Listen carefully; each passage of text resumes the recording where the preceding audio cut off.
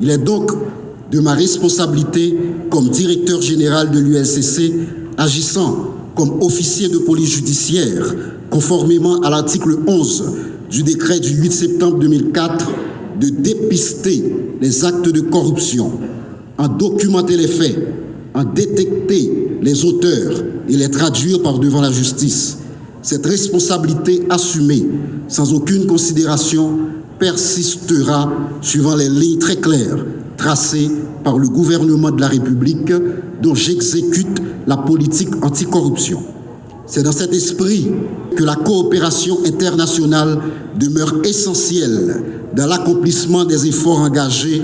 C'est en ce sens, pour se mettre à jour avec les standards internationaux, que l'ULCC, tout en tenant compte des acquis du récent décret de 2023 sur le blanchiment des capitaux, a lancé les travaux de l'élaboration de l'avant-projet de loi sur le recouvrement des avoirs avec l'assistance technique des experts de l'Office des Nations Unies contre la drogue et le crime.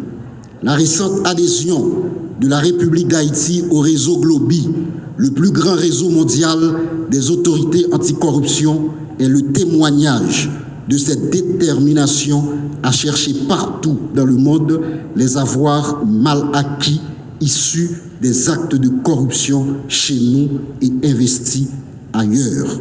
S'il est évident que les récentes percées courageuses et majeures de mon administration favorisent l'émergence de cette ULCC d'aujourd'hui, il n'en demeure pas moins qu'elle s'appuie et trouve ses fondements dans une structure institutionnelle construite et entretenue par des hommes qui nous ont précédés.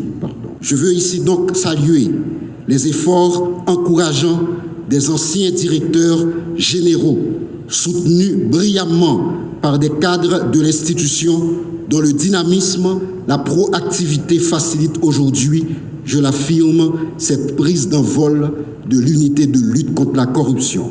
En ces moments difficiles de notre vie de peuple, où Haïti fait face à de nombreux défis, seule la transparence est susceptible de rétablir la confiance sociale et ouvrir la voie à une vraie relance économique et une stabilité politique durable.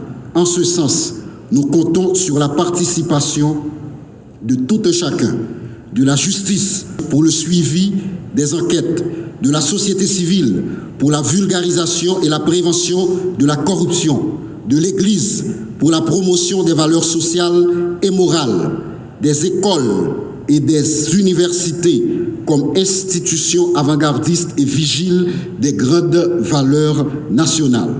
Agissons tous ensemble afin de laisser un meilleur pays pour les générations futures. Enfin, je veux terminer en remerciant les institutions sœurs et partenaires qui vont se prêter aujourd'hui à ce bel exercice de transparence, comme le thème de la célébration l'indique, en s'évaluant mutuellement et publiquement. C'est par-dessus tout une excellente démonstration de reddition de comptes.